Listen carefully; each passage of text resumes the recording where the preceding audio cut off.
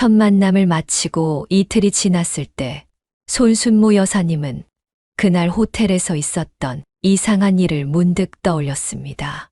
사실 준호와 이민아를 만난 날, 잠시 화장실에 다녀오는 길에 호텔 직원으로 보이는 여성이 갑자기 그녀 앞에 나타났던 것입니다. 그녀는 당시 이 일을 아들에게 말하지 않았습니다. 직원은 주변을 살피더니 급히 다가와 낮은 목소리로 속삭였습니다. 죄송하지만 꼭 말씀드려야 할 것 같아서요. 두 분 관계는 지금 당장 끊으셔야 합니다. 저 여자분과는 절대 엮이지 마세요. 손순모 여사님은 너무 놀라 입을 다물지 못했습니다. 그녀의 심장이 빠르게 뛰기 시작했습니다. 무슨 말씀이신지 제가 잘 이해를 못하겠는데요. 그녀가 정신을 차리고 되물었지만 직원은 고개를 살짝 숙이기만 했습니다. 지금은 더 자세히 말씀드릴 수가 없어요. 근무 중이라서. 다만 아드님을 위해서라도 제 말을 기억해 주세요. 당시 그녀는 이 이상한 만남이 너무 당황스러워 차마 식사 자리에서 꺼내지 못했습니다. 사연을 듣고 난 후 각자의 의견을 댓글로 남겨주시기 바랍니다. 사소한 댓글이라도 사연자분에게 큰 힘이 될 수 있습니다. 각색될 수 있고 사연자분의 입장에서 구성될 수 있습니다. 손순모 여사님은 남편을 13년 전에 떠나보내고 홀로 살아온 66살의 미망인이었습니다. 그녀는 남편이 갑작스럽게 세상을 떠난 후 외아들 하나를 제대로 키우겠다는 일념으로 삶의 고난을 이겨냈습니다. 안 해본 일 없이 꾸준히 일을 마다하지 않고 차곡차곡 모은 돈으로 지금은 건물 2채를 소유한 작지만 탄탄한 자산가가 되었습니다. 그녀에게는 원도 한도 없었지만 단 하나 바람이 있다면 애지중지 키워낸 아들 준호가 좋은 짝을 만나 행복한 가정을 이루는 것이었습니다. 어느 따뜻한 봄날 준호는 어머니를 찾아와 얼굴을 붉히며 말을 꺼냈습니다. 엄마, 제가 소개하고 싶은 여자가 있어요. 손순모 여사님은 깜짝 놀라 아들을 바라봤습니다. 뭐, 너 만나는 사람이 있었던 거야? 도대체 언제부터 만난 건데? 아직 그렇게 된 건 아니에요. 근데 말이 잘 통해서 금방 가까워졌어요. 엄마도 만나보시면 마음에 쏙 들 거예요. 내일 호텔 레스토랑에 예약했으니까 시간 되시죠? 당연하지. 아무리 바쁜 일이 있어도 우리 아들이 처음으로 여자친구 소개한다는데 만사 제쳐두고 가야지. 다음 날 그녀는 오랜만에 미용실에 들러 머리도 손질하고 아끼던 정장을 꺼내 입었습니다. 설레는 마음으로 호텔 로비에 들어서자 이미 도착해 있던 준호가 옆에 선 여자를 소개했습니다.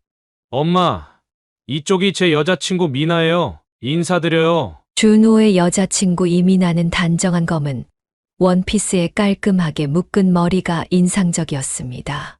눈웃음도 참 부드러웠습니다. 안녕하세요. 처음 뵙겠습니다. 이민아라고 합니다. 그녀의 말투는 나긋나긋하고 듣기 좋았습니다. 전체적으로 첫인상은 흠잡을 데가 없어 보였습니다. 손순모 여사님도 웃으며 인사했습니다. 만나서 반가워요. 듣던 대로 정말 예쁘구나. 대기업에 다닌다면서. 지성과 미모를 다 갖췄네. 그녀의 말에 이민아는 살짝 웃으며 얼굴을 붉혔습니다.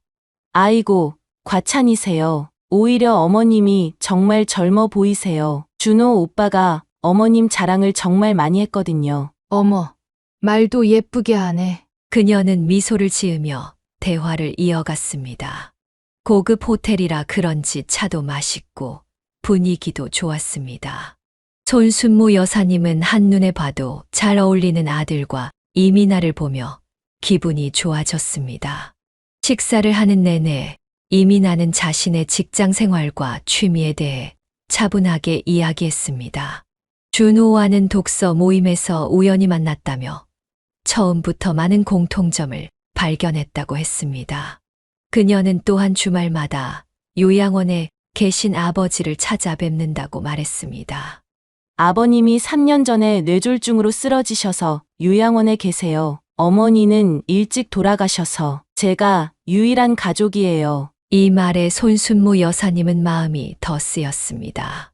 자신도 비슷한 아픔을 겪었기에 이민아의 상황이 더 가슴에 와닿았습니다. 참 대단하구나. 직장 다니면서 아버지까지 챙기고. 당연한 일을 하는 거예요. 오빠도 많이 도와주고 있어요. 준호는 이민아의 손을 꼭 잡아주며 자랑스러운 눈빛으로 그녀를 바라봤습니다. 손순모 여사님은 그 모습을 보며 마음이 따뜻해졌습니다. 오랜만에 느껴보는 가족의 분위기였습니다. 다음에는 우리 집에서 식사해요. 내가 준호 좋아하는 요리 해줄게. 정말요? 제가 요리도 배우고 싶어요. 어머님께 많이 배워야겠어요. 이렇게 첫 만남은 무척 화기애애하게 마무리되었습니다. 돌아오는 길에 준호는 어머니에게 물었습니다. 엄마, 미나 어때요? 손순모 여사님은 환하게 웃으며 대답했습니다. 정말 괜찮은 아가씨 같아. 첫 만남을 마치고 이틀이 지났을 때 손순모 여사님은 그날 호텔에서 있었던 이상한 일을 문득 떠올렸습니다. 사실 준호와 이민아를 만난 날, 잠시 화장실에 다녀오는 길에 호텔 직원으로 보이는 여성이 갑자기 그녀 앞에 나타났던 것입니다.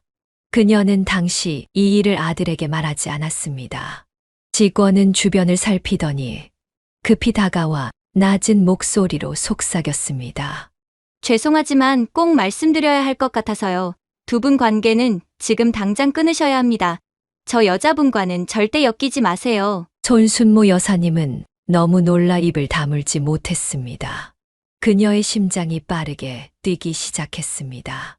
무슨 말씀이신지 제가 잘 이해를 못하겠는데요. 그녀가 정신을 차리고 되물었지만 직원은 고개를 살짝 숙이기만 했습니다. 지금은 더 자세히 말씀드릴 수가 없어요. 근무 중이라서 다만 아드님을 위해서라도 제 말을 기억해 주세요. 당시 그녀는 이 이상한 만남이 너무 당황스러워 차마 식사 자리에서 꺼내지 못했습니다. 그리고 이민아가 너무 좋은 첫인상을 주었기에 그 경고를 무시하려 했습니다. 하지만 이틀이 지난 지금도 그 여직원의 말이 자꾸 머릿속을 맴돌았습니다. 도대체 왜 그런 말을 했을까? 이민아에게 무슨 문제가 있는 걸까? 그녀는 침대에 누워 천장을 바라보며 오늘 있었던 일을 곰곰이 생각했습니다. 겉으로 보기에 이민아는 정말 완벽했습니다. 준호도 그녀를 진심으로 좋아하는 것 같았습니다. 그런데 왜 호텔 직원은 그런 경고를 했을까요? 그렇게 며칠이 지났습니다. 손순모 여사님은 그날의 일을 점차 잊으려 했습니다. 어쩌면 정말 직원의 실수였을지도 모른다고 생각했습니다. 그러던 어느 날 갑자기 휴대폰으로 문자가 왔습니다. 어머님, 안녕하세요. 스파 이용권이 생겼는데 함께 가는 건 어떨까요? 준호 오빠 없이 둘이서 시간 보내면 더 친해질 수 있을 것 같아요. 손순모 여사님은 문자를 보고 잠시 망설였습니다. 하지만 이민아의 진짜 모습을 알아볼 좋은 기회라고 생각했습니다. 호텔 직원의 경고가 사실인지 확인할 수 있을지도 모르겠다는 생각이 들었습니다. 그럼 좋지. 언제가 괜찮을까? 이틀 후 그녀는 강남의 한 고급 스파 앞에서 이민아를 만났습니다. 이민아는 그녀를 보자마자 환하게 웃으며 달려왔습니다. 어머님, 오늘 시간 내주셔서 정말 감사해요. 사실 이런 데는 처음이라 많이 떨리네요. 아이고, 내가 더 고맙지. 요즘 젊은이들은 어른이랑 이런 데 오는 거 싫어한다던데. 역시 우리 미나는 참 착해. 이민아는 그날도 단정한 옷차림으로 나타났습니다. 하얀 블라우스에 단정한 바지를 입고 화장도 거의 하지 않은 얼굴이 참 청순했습니다. 여자인 손순모 여사님까지도 한참 바라보게 만드는 아름다움이었습니다. 두 사람은 탈의실에서 옷을 갈아입고 온천수에 몸을 담갔습니다. 따뜻한 물에 몸을 풀며 대화를 나누는 동안 손순모 여사님은 이민아에 대해 더 많은 것을 알게 되었습니다.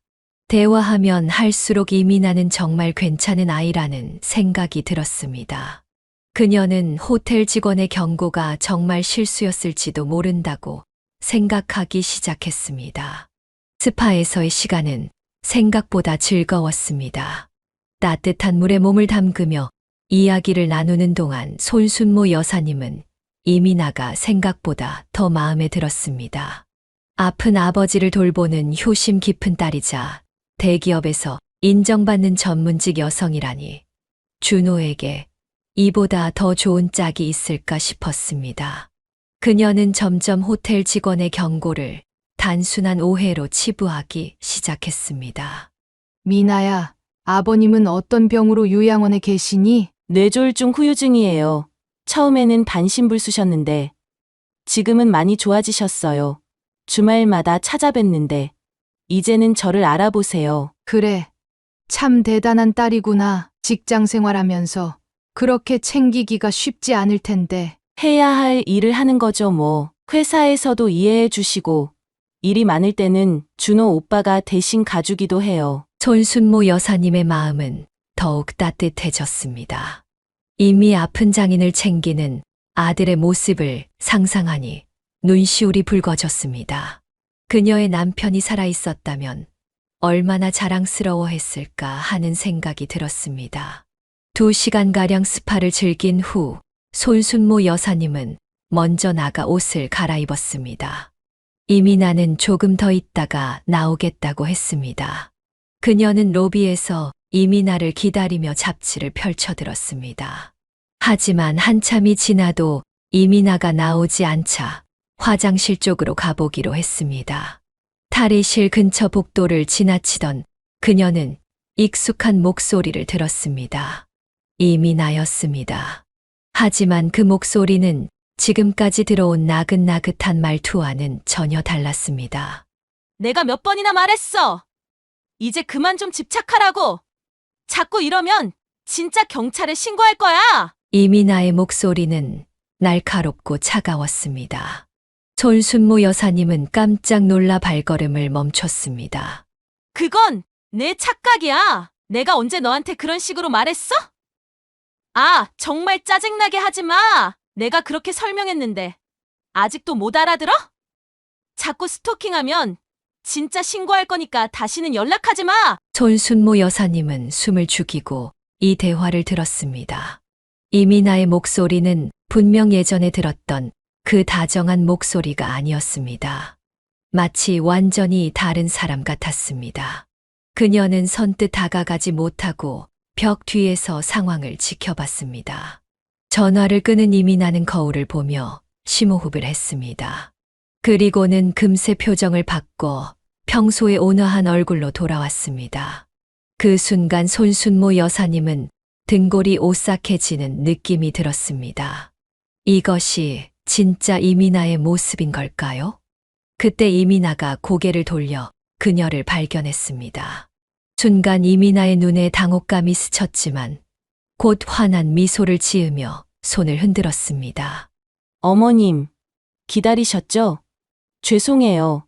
친구한테서 급한 전화가 와서. 아니야, 괜찮아. 나도 방금 나왔어. 손순모 여사님은 침착하게 대답했지만 마음속은 혼란스러웠습니다.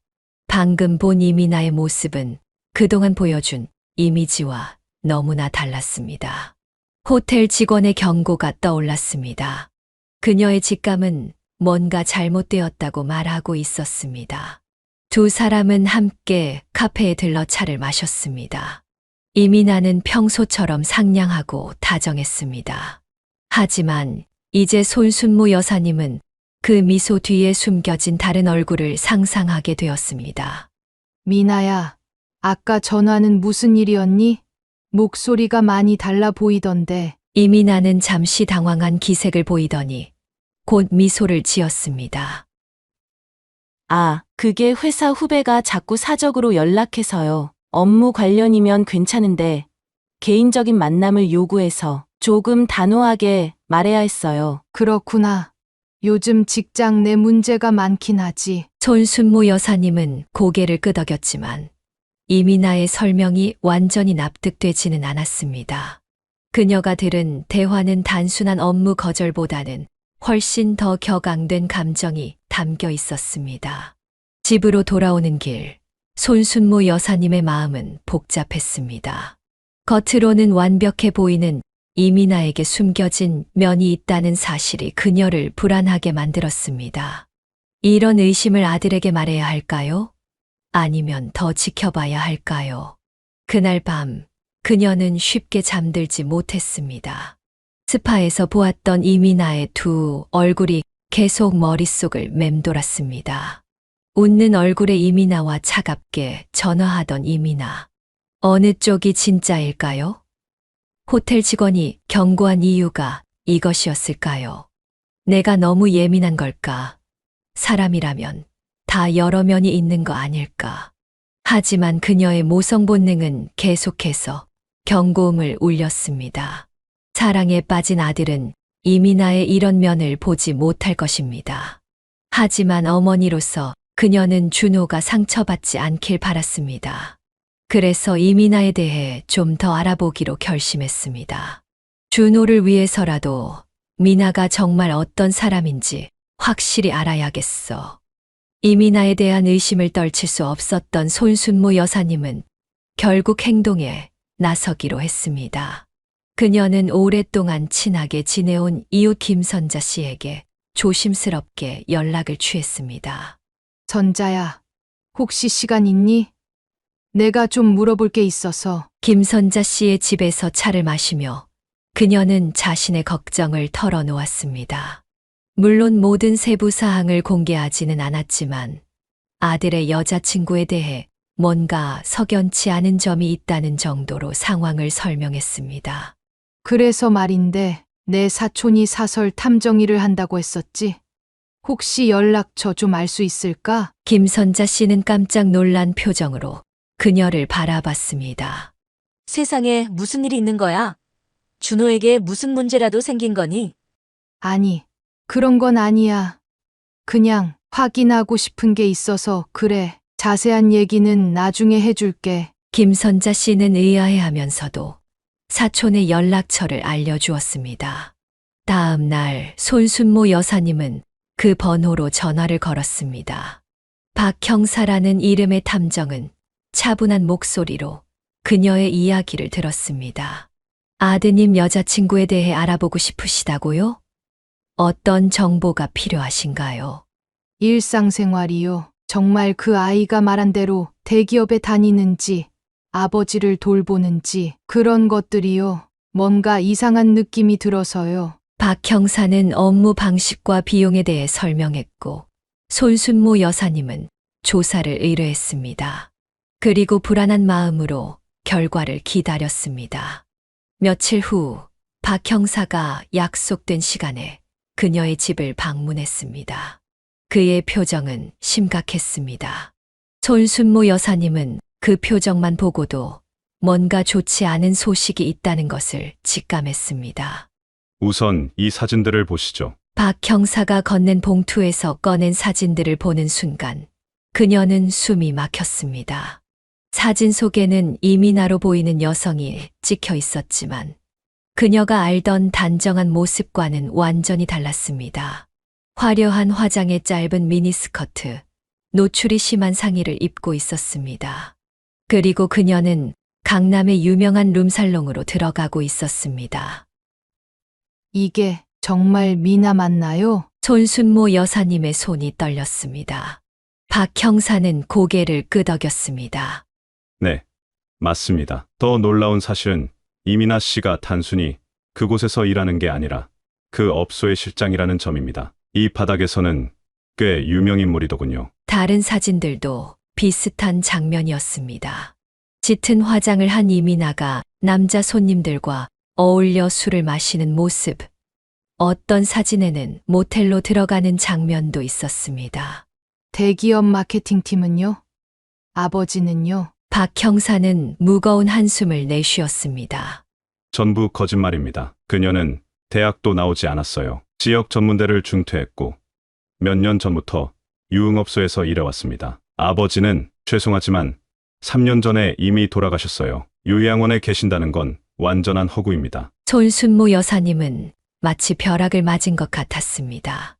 이민아가 그토록 완벽하게 연기했다니 믿기지 않았습니다. 그럼 준호에게 왜 접근한 거죠? 아마도 아드님의 재력 때문일 겁니다. 이민아 씨는 이전에도 비슷한 패턴을 보였어요. 재력 있는 남자들에게 접근해서 돈을 뜯어내는 수법이 있습니다. 특히 미혼 남성들에게는 결혼을 빌미로 큰 돈을 요구하는 경우가 많았어요. 손순모 여사님은 탐정이 준비한 조사 보고서를 천천히 훑어봤습니다. 그곳에는 이민아의 과거 행적이 상세히 기록되어 있었습니다. 여러 남자들과의 관계, 금전적 요구, 심지어 사기 혐의로 고소된 적도 있었지만 합의로 무마된 사건까지 있었습니다. 이건 정말 믿을 수가 없네요. 제 조사 중에 가장 충격적이었던 건 이민아 씨가 야근한다며 거절했던 날들이 전부 룸살롱에서 일했던 날짜와 일치한다는 점이었습니다. 손순모 여사님은 그날 이민아가 했던 말을 떠올렸습니다. 새로 시작한 프로젝트 때문에 당분간 계속 야근해야 할 것 같아요. 그 말이 새삼스라린 거짓으로 다가왔습니다. 어떻게 해야 할까요? 아드님께 사실을 알리는 게 좋을 것 같습니다. 하지만 조심스럽게 접근하셔야 해요. 이미 감정이 많이 개입되어 있다면 처음에는 사실을 받아들이지 못할 수도 있습니다. 손순모 여사님은 분노와 배신감으로 가슴이 아팠습니다. 그녀가 그토록 믿었던 미래의 며느리가 이런 사람이었다니 도저히 받아들일 수 없었습니다. 하지만 무엇보다 아들이 상처받을 것을 생각하니 가슴이 찢어지는 것 같았습니다. 어떻게 이런 일이 준호가 얼마나 충격받을지. 필요하시면 제가 더 자세한 증거를 모아드릴 수 있습니다. 아드님이 확실히 믿을 수 있도록요. 손순모 여사님은 고개를 끄덕였습니다. 아무리 고통스러운 진실이라도 아들이 더 큰 상처를 받기 전에 알리는 게 옳다고 생각했습니다. 아들에게 어떻게 이 이야기를 꺼낼지, 어떻게 하면 그가 덜 상처받을 수 있을지 고민하며 그녀는 밤을 지새웠습니다. 진실을 알게 된 손순모 여사님은 며칠 동안 어떻게 아들에게 이 사실을 전할지 고민했습니다. 그녀는 밤마다 잠을 설치며 가장 좋은 방법을 찾으려 애썼습니다. 너무 직설적으로 말하면 준호가 충격받을 것이고, 너무 돌려 말하면 사실을 제대로 전달하지 못할 것 같았습니다. 결국 그녀는 저녁 식사를 함께하며 조심스럽게 이야기를 꺼내기로 했습니다. 그날 저녁 손순모 여사님은 준호가 좋아하는 음식들을 정성껏 준비했습니다. 퇴근하고 돌아온 준호는 풍성한 식탁을 보고 의아해했습니다. 와, 오늘 무슨 특별한 날이에요? 생일도 아닌데 이렇게 차려놓으셨네. 그냥 우리 아들이랑 오랜만에 제대로 된 저녁 먹고 싶어서. 요즘 바쁘다고 집에도 잘 안 들어오잖아. 준호는 미소 지으며 식탁에 앉았습니다.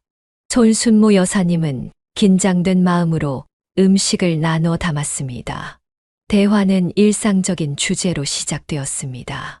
준호의 회사 이야기, 동네 소식 등을 나누다가 그녀는 서서히 화제를 돌렸습니다.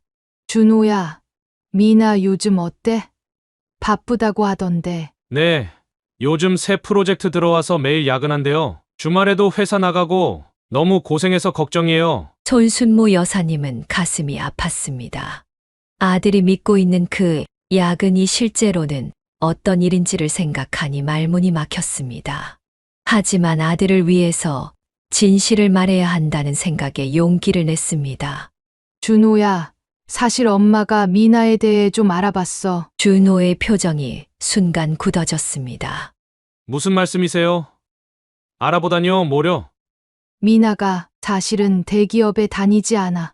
그리고 아버지도 요양원에 계시지 않고. 준호는 젓가락을 내려놓고 어머니를 빤히 쳐다봤습니다. 그의 눈에는 혼란과 불신이 가득했습니다. 엄마, 무슨 소리예요?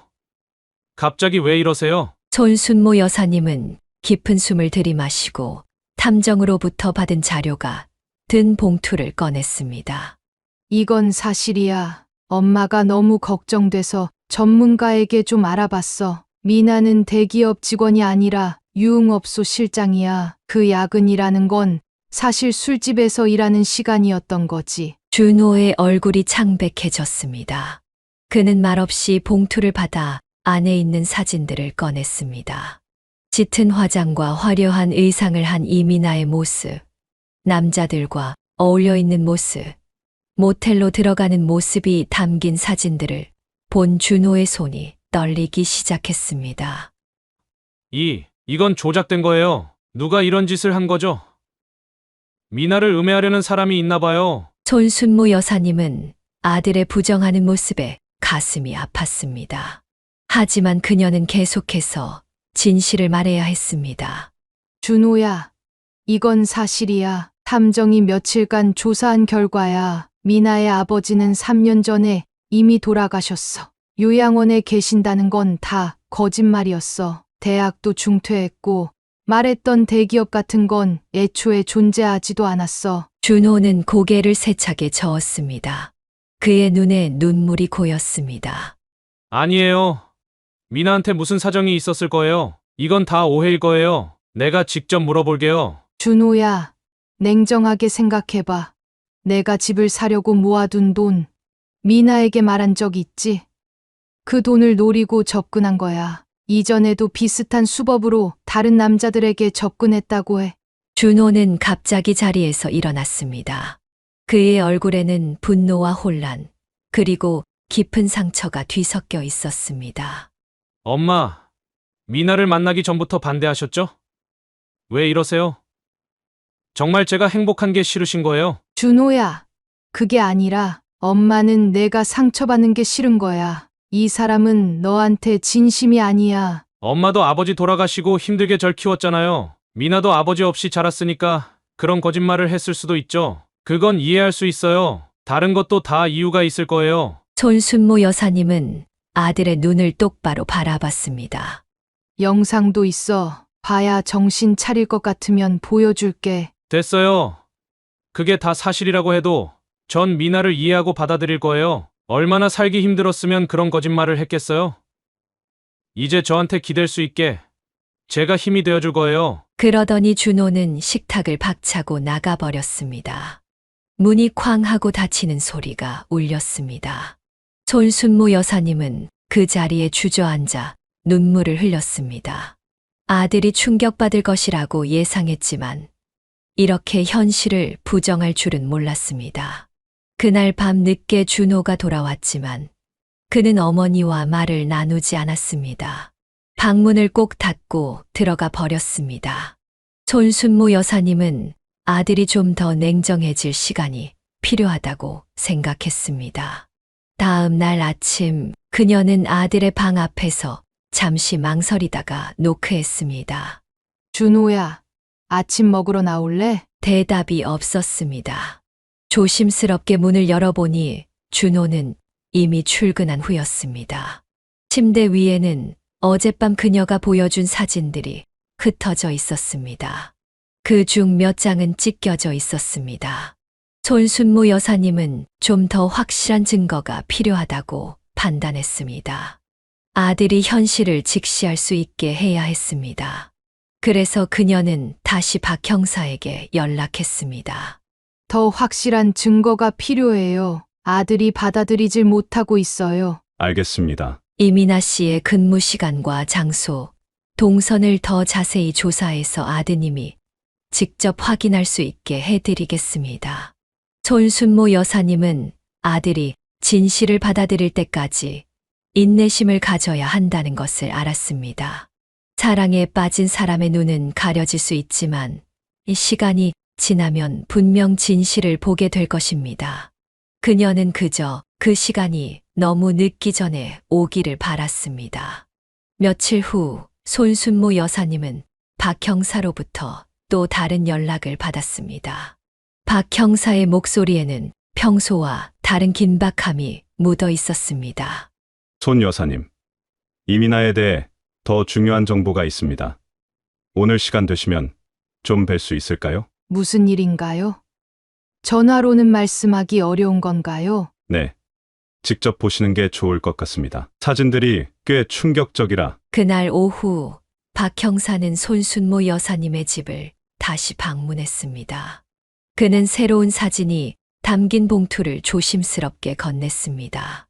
이건 추가 조사 중에 발견한 사실입니다. 이민아 씨가 동거하는 남자가 있더군요. 손순모 여사님은 깜짝 놀라 박 형사를 쳐다봤습니다. 그녀의 손이 봉투를 여는 순간 떨리기 시작했습니다.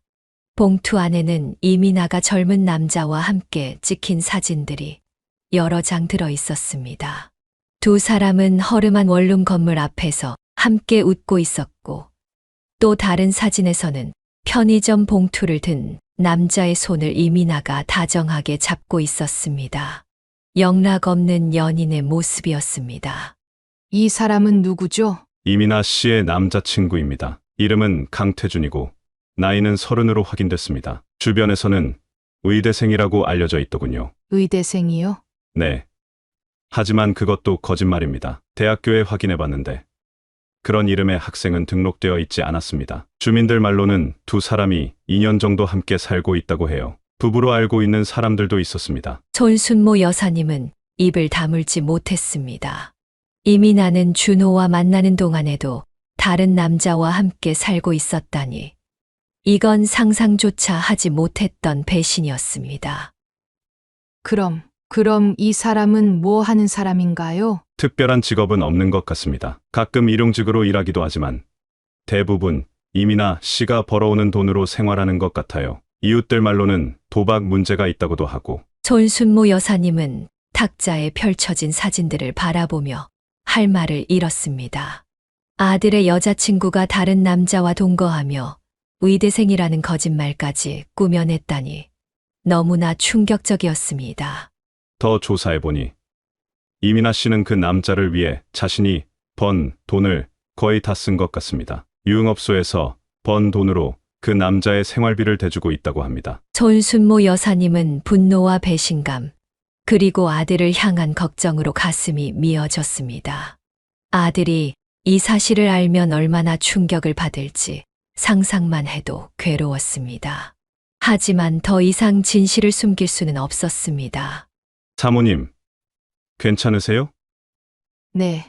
그냥 어떻게 이런 일이 가능한지 이해가 안 돼서요. 어떻게 이렇게 완벽하게 거짓말을 할 수 있는 거죠? 이런 일은 생각보다 많습니다. 특히 이민아 씨 같은 경우는 상대방의 약점을 잘 파악하고 접근하는 것 같아요. 아드님에게는 효녀 이미지가 먹혔겠죠. 그날 밤 손순모 여사님은 사진들을 프린트해서 조용히 준호의 방문 앞에 놓아두었습니다.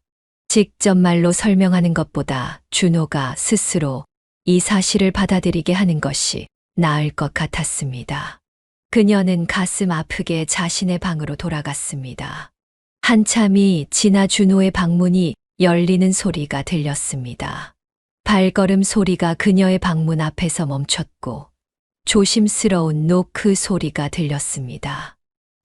들어와. 준호는 창백한 얼굴로 문을 열었습니다. 그의 손에는 방금 그녀가 놓아둔 사진들이 들려 있었습니다. 그의 눈은 붉게 충혈되어 있었습니다. 이 사진들 진짜인가요? 손순모 여사님은 고개를 끄덕였습니다. 미나가 정말 이 남자랑 같이 살고 있다고요? 그래. 2년 정도 됐다고 해.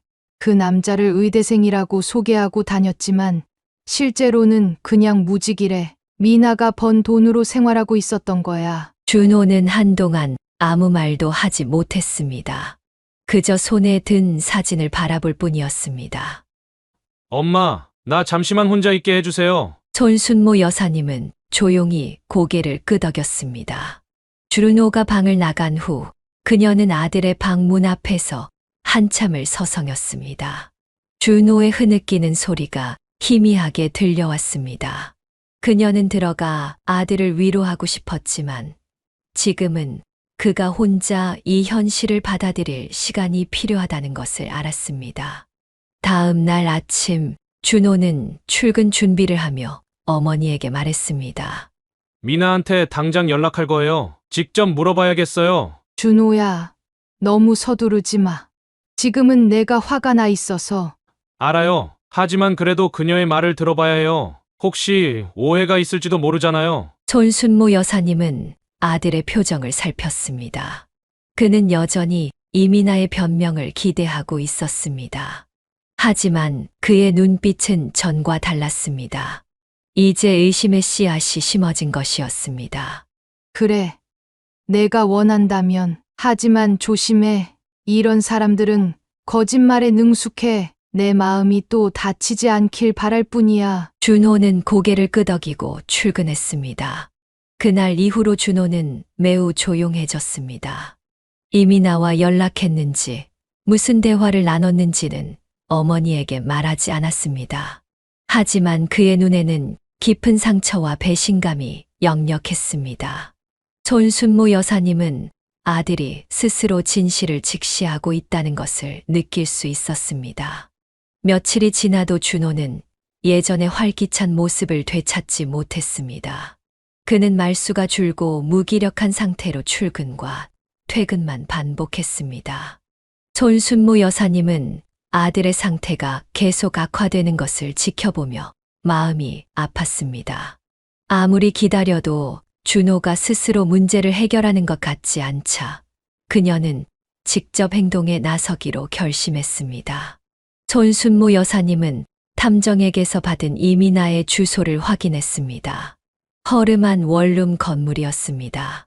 그녀는 가방에 증거 사진들을 넣고 택시를 불렀습니다. 긴장된 마음으로 주소지에 도착한 그녀는 잠시 건물 앞에서 망설였습니다. 정말 이런 식으로 해결하는 것이 맞는지 의문이 들었지만 아들의 무너진 모습을 더 이상 볼 수 없었습니다. 건물 입구에서 호출기로 이민아의 방을 찾아 눌렀습니다. 잠시 후 스피커에서 이민아의 목소리가 들렸습니다. 누구세요? 미나야, 나야. 잠시 침묵이 흘렀습니다. 그리고 호출기에서 문이 열리는 소리가 들렸습니다. 손순모 여사님은 심호흡을 한 후 건물로 들어갔습니다. 3층에 위치한 이민아의 방 앞에 도착하자 문이 살짝 열려 있었습니다.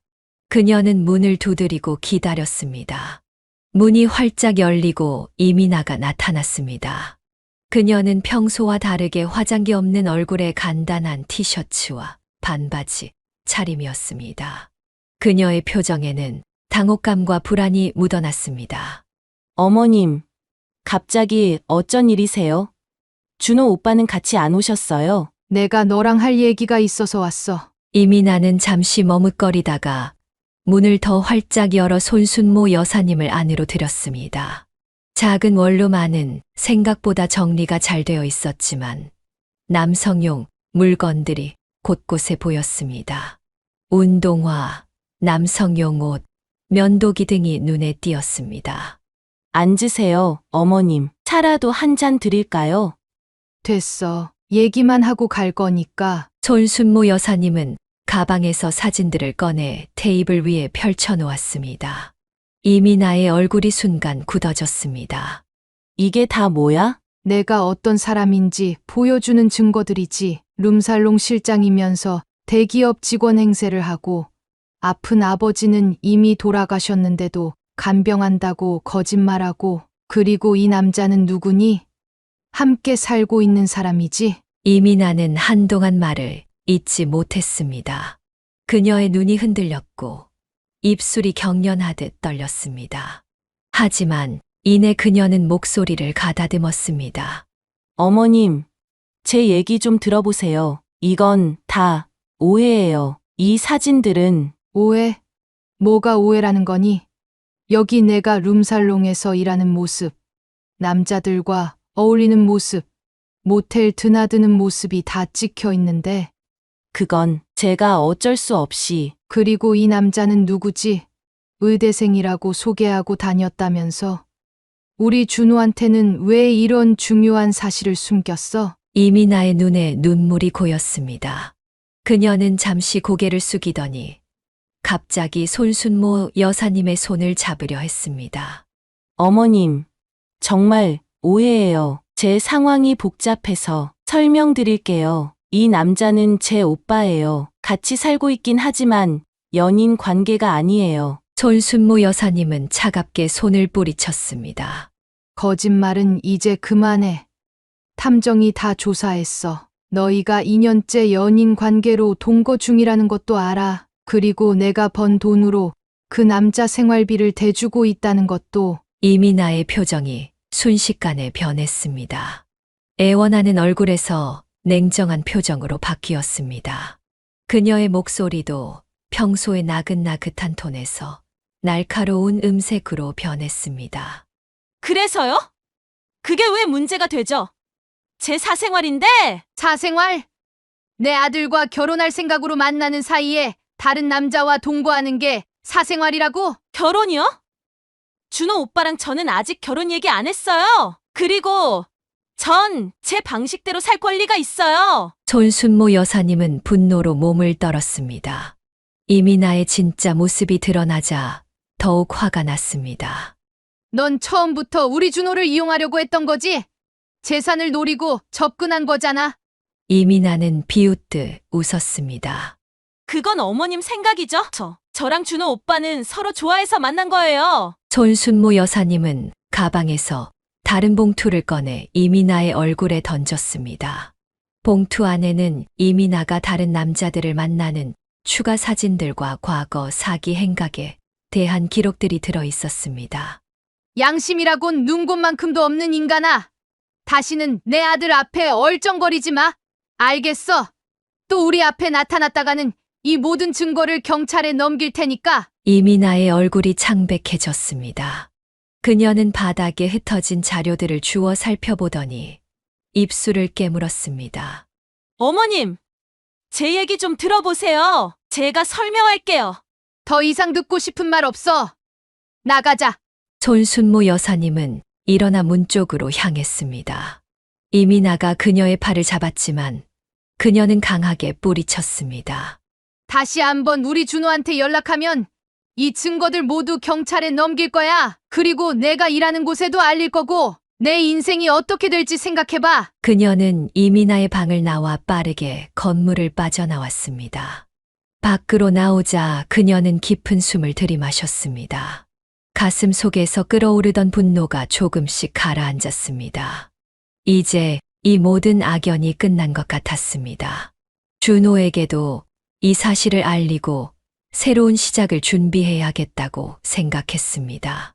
하지만 그녀는 이 일이 끝이 아니라 더 큰 문제의 시작이 될 줄은 전혀 예상하지 못했습니다.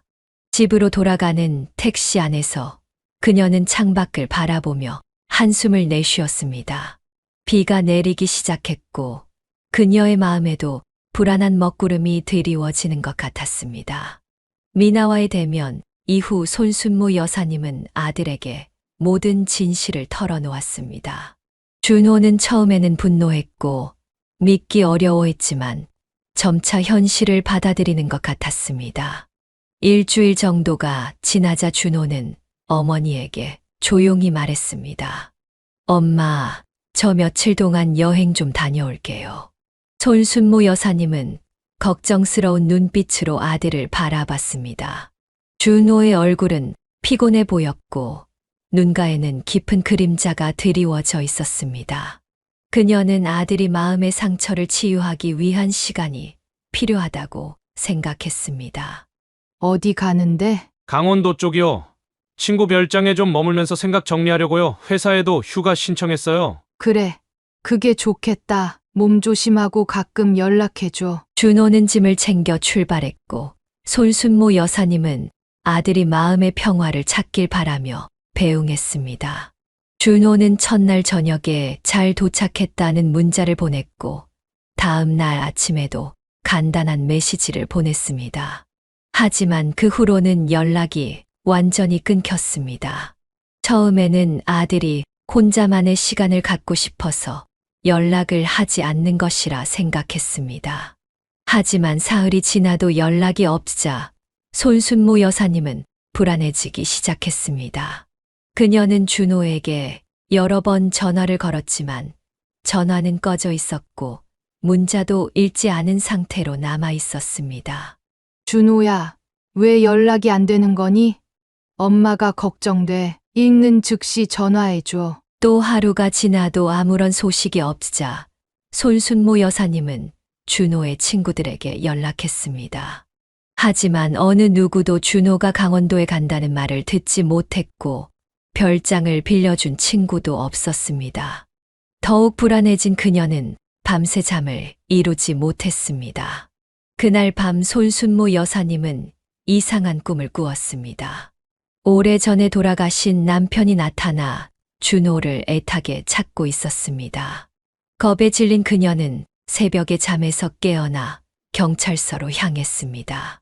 실종 신고를 하기 위해 경찰서에 도착했을 때 그녀의 휴대폰이 울렸고 발신자는 준호의 번호였습니다.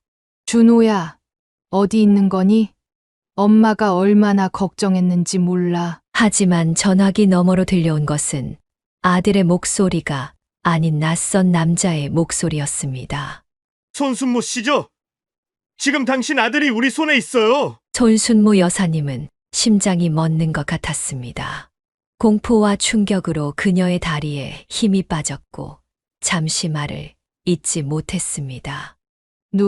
누구세요?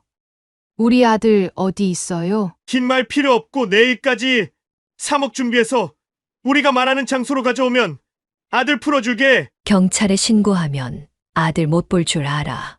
그 목소리는 차갑고 비인간적이었지만 손순모 여사님은 그 목소리가 어딘가 익숙하다고 느꼈습니다.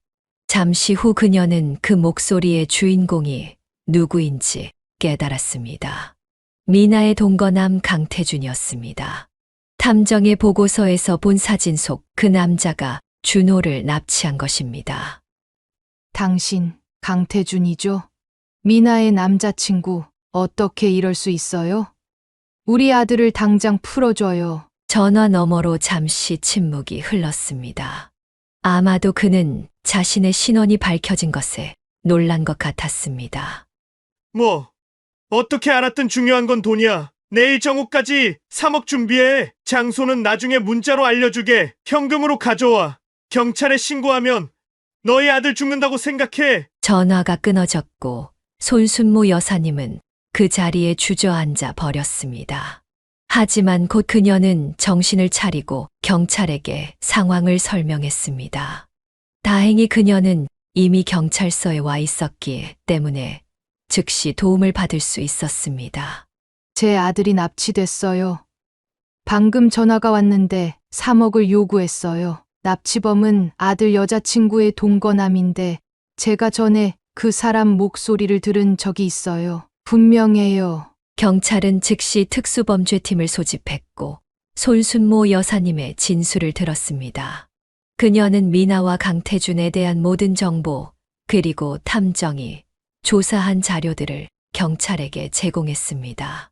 준호님의 마지막 위치는 어디였나요? 강원도에 간다고 했어요. 하지만 친구들 말로는 아무도 그런 계획을 들은 적이 없대요. 혹시 아드님이 미나 씨와 연락한 적이 있을까요? 그리고 미나 씨의 주소를 알고 계신가요? 주소는 알아요. 제가 며칠 전에 직접 찾아갔었거든요. 손순모 여사님은 탐정에게서 받은 미나의 주소를 경찰에게 알려주었습니다. 경찰은 신속하게 수사팀을 꾸려 미나의 주소지로 출동하기로 했습니다. 손순모 여사님도 함께 가겠다고 고집했습니다. 위험할 수 있어요, 손 여사님. 경찰이 처리하도록 해주세요. 아니에요. 제 아들이에요. 저도 가야 해요. 제발요. 결국 경찰은 그녀를 동행시키되 안전한 거리에서 대기하도록 했습니다. 경찰차를 타고 미나의 원룸으로 향하는 동안 손순모 여사님의 마음은 불안과 공포로 가득 찼습니다. 그녀는 준호가 무사하기만을 기도했습니다. 준호야, 엄마가 꼭 구해줄게. 제발 무사하기만 해다오. 그녀는 마음속으로 아들을 부르며 눈물을 참았습니다. 이제 그녀는 아들을 구하기 위해 무슨 일이든 할 준비가 되어 있었습니다.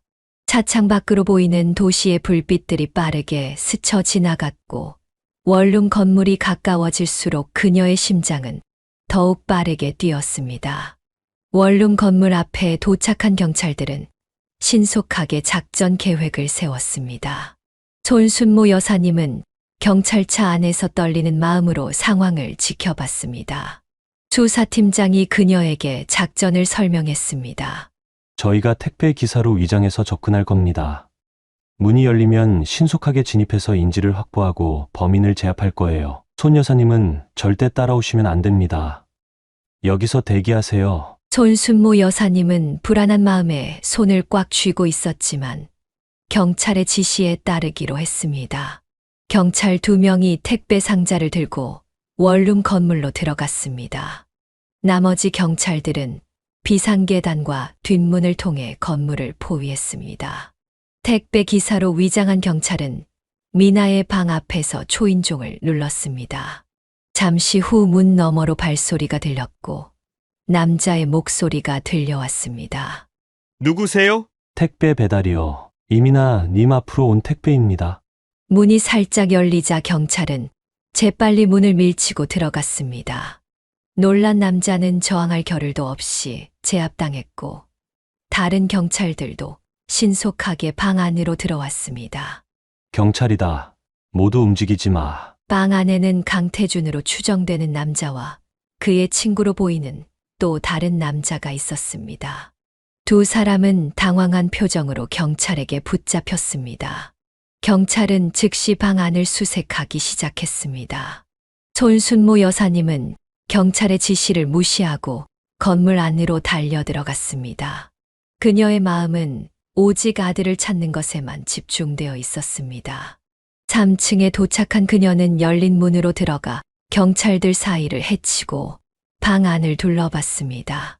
준호야, 준호야, 어디 있니? 한 경찰이 화장실 옆 작은 다용도실에서 소리쳤습니다. 여기 있습니다. 인질 발견했습니다. 손순모 여사님은 심장이 터질 것 같은 느낌으로 그쪽으로 달려갔습니다. 좁은 다용도실에서 준호가 발견됐습니다. 그는 손과 발이 묶인 채 바닥에 앉아 있었고 입에는 테이프가 붙어 있었습니다. 그의 얼굴은 피곤하고 지쳐 보였지만 다행히 큰 상처는 없어 보였습니다. 준호야, 손순모 여사님은 아들에게 달려가 그를 꼭 껴안았습니다. 경찰이 재빨리 준호의 손발을 풀어주고 입에 붙은 테이프를 조심스럽게 떼어냈습니다. 엄마 어떻게 알고 왔어요? 준호의 목소리는 쉬어 있었고 며칠 동안 제대로 먹지 못한 탓인지 얼굴이 헬쑥했습니다. 엄마가 그 사람 목소리를 알아봤어. 괜찮니? 많이 다쳤어?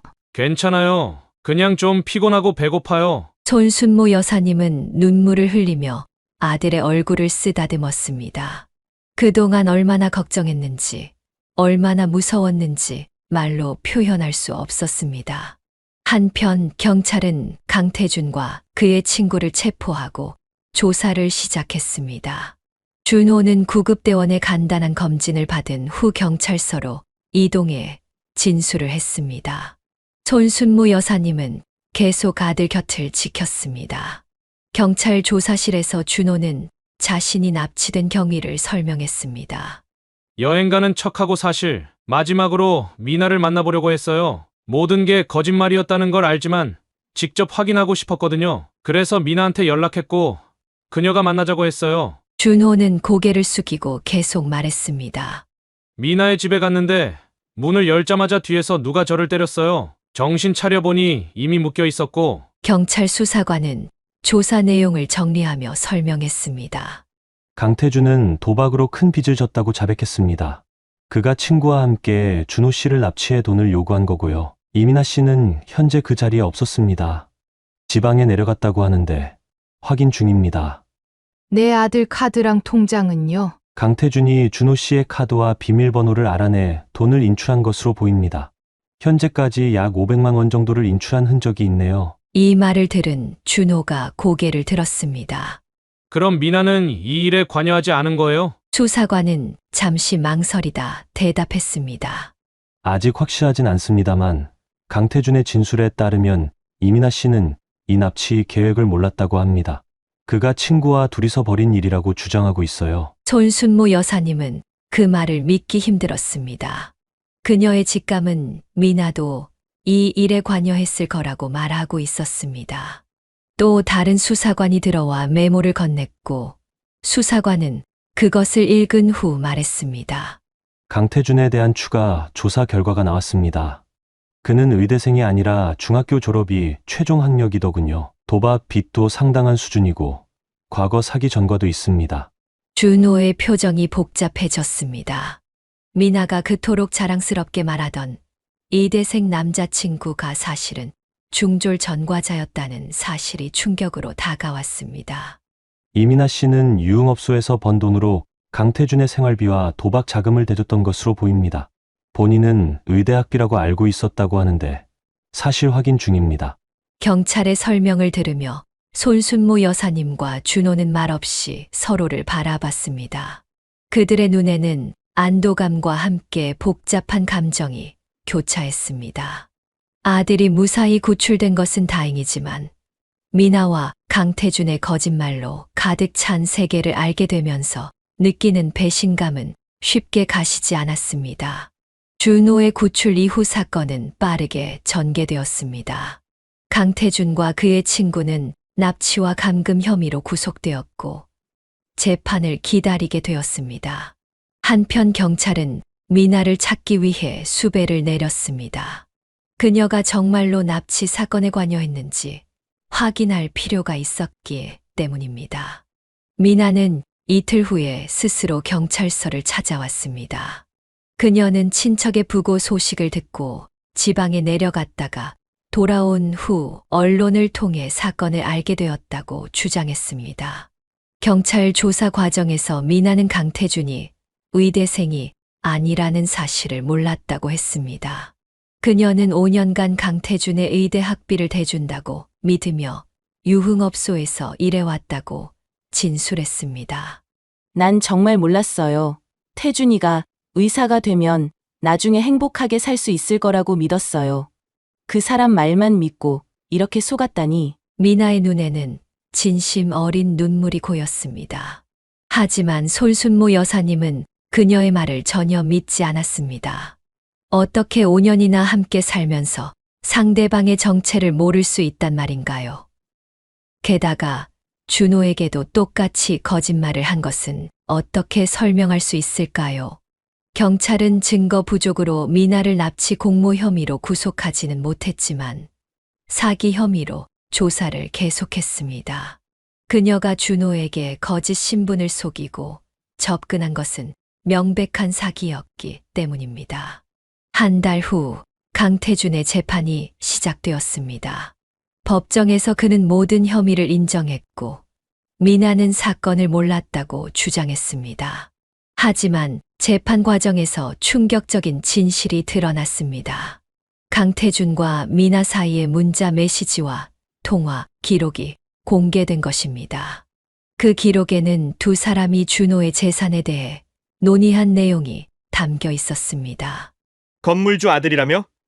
얼마나 재산이 있는지 알아봤어? 아직 정확히는 모르겠어. 근데 어머니가 건물 2채는 가지고 있다더라. 준호도 집 살 돈 꽤 모아뒀대. 이 증거가 나오자 미나는 완전히 무너졌습니다.